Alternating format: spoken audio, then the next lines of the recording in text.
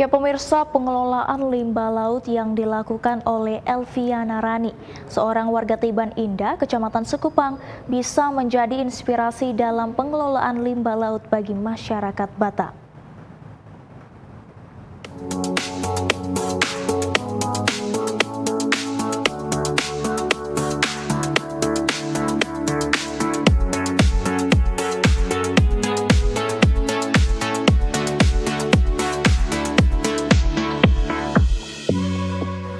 Menjadi wilayah dengan 96% perairan, Provinsi Kepulauan Riau memiliki segudang potensi bahari yang bisa dimanfaatkan.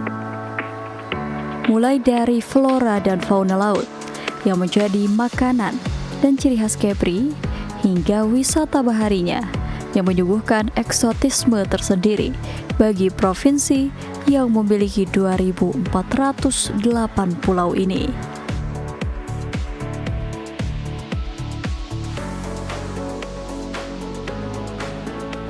Seorang perempuan warga Tiban, Batam bernama Elviana Rani, atau lebih dikenal dengan sebutan Bunda Evi, memanfaatkan limbah laut seperti cangkang kerang untuk dijadikan sebagai souvenir yang menghasilkan rupiah.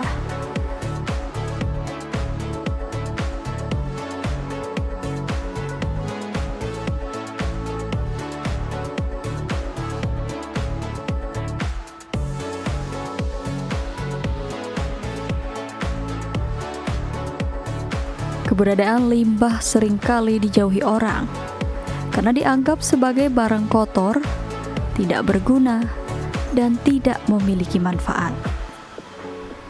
Padahal, jika limbah organik khususnya dimanfaatkan dengan baik, bisa dibuat menjadi bahan kerajinan yang menghasilkan keuntungan besar seperti yang dilakukan Bunda Evi.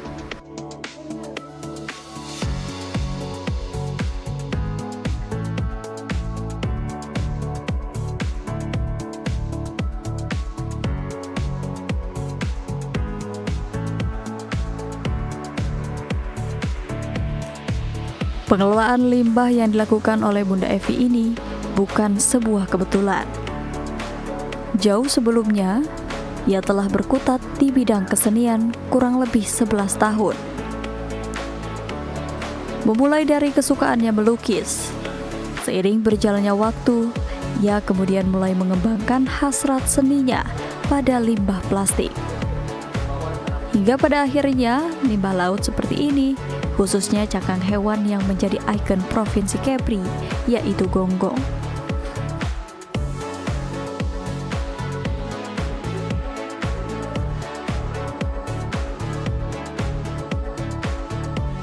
Assalamualaikum warahmatullahi wabarakatuh. Saya perkenalkan diri, saya Ibu Evi atau Ibu Elviana Rani, biasa dipanggil Bunda Evi. Itu kecil besar tua muda manggil Bunda Evi. Terkadang juga sering dipanggil Bunda Pemulung karena semua produk Ibu bermaterikan dari limbah. Apakah itu limbah laut, limbah kaca bikin mozaik, atau limbah plastik, limbah sampah-sampah rumah tangga untuk buat ekoenzim.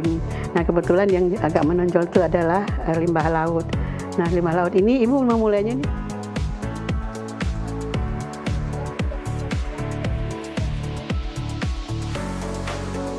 Darah seni memang menjadi takdir bagi Bunda Evi. Ratusan karya telah ia suguhkan dalam ruangan yang dinamai rumah kreatif ini.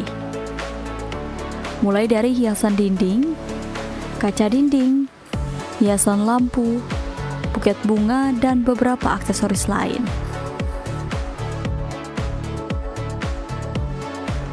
Meski begitu, Bunda Evi tidak serta-merta terus melakukan pembuatan kerajinan kerang. Bahkan ia perlu mengambil waktu untuk mengumpulkan inspirasi, sehingga bisa menghasilkan produk yang maksimal. Pembuatan produk yang dilakukannya bisa memakan waktu mulai dari 10 menit hingga berbulan-bulan lamanya. Hal itu dikarenakan tergantung dari tingkat kerumitan produk yang akan dibuat. apa yang ada dalam pikiran kita aja. Kadang waktu pelatihan misalnya kita harus tahu pasar, kita harus membaca pasar, minat pasar apa. Itu waktu itu pelatihannya umum.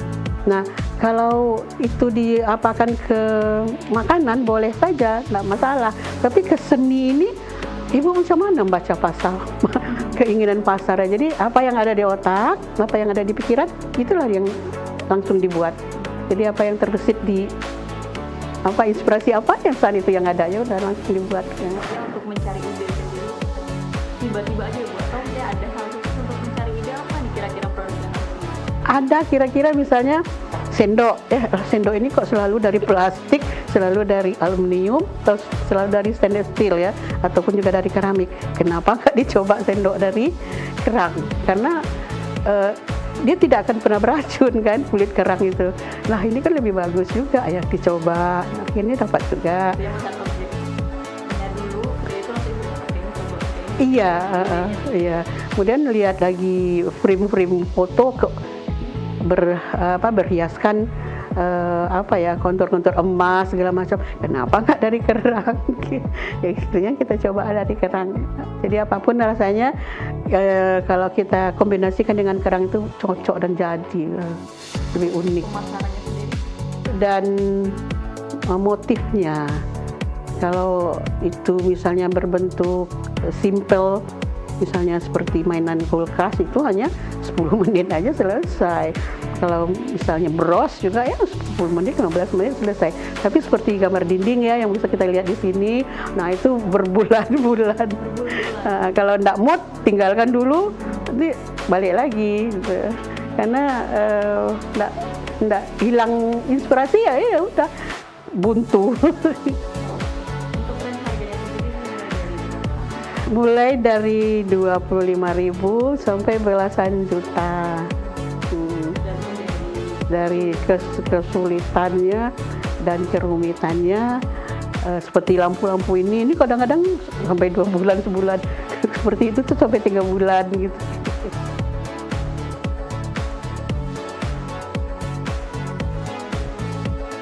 Bukan hanya menghasilkan karya, Bunda Evi juga memberikan beberapa pelatihan dalam pengolahan limbah ini. Seperti yang ditularkannya pada perempuan yang telah 3 tahun ikut membantu usaha yang dikembangkannya. Kalau setiap bongkar pasang beda lagi, besok bongkar pasang beda lagi. Ini yang kosong-kosong ini carinya apa? Kayak gitu ya. Sri, perempuan yang sebelumnya berprofesi sebagai ibu rumah tangga ini, mengaku sangat bahagia.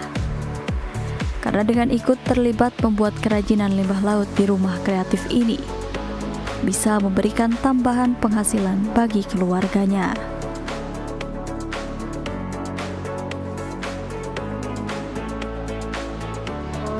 Awalnya saya ibu rumah tangga.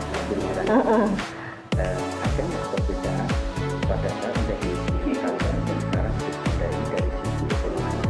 Oh iya, ini kan buat ini kan bisa menghasilkan ya.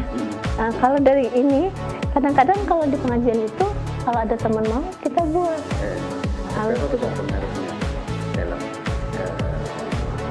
ekonomi, terkait ekonomi dulu dengan sekarang? Ya sebenarnya itu ekonomi yang kedua ya Mas. Yang awalnya itu kalau buat ini tuh kita senang aja dulu, happy gitu ya buat ininya. Jadi kalau udah senang tuh angkanya ngikutin di belakangnya gitu. Berapapun sebenarnya kalau udah kita senang buatnya tuh teman-teman juga senang melihatnya. Ada kebanggaan. Gitu. Apalagi mereka, oh bagus ya gitu. Kok bisa? Ilmu yang diberikan oleh Bunda Evi dinilai oleh Sri tidak tanggung-tanggung. Ia diajarkan hingga bisa menghasilkan 5 hingga 10 produk yang nantinya bisa ia jual sendiri.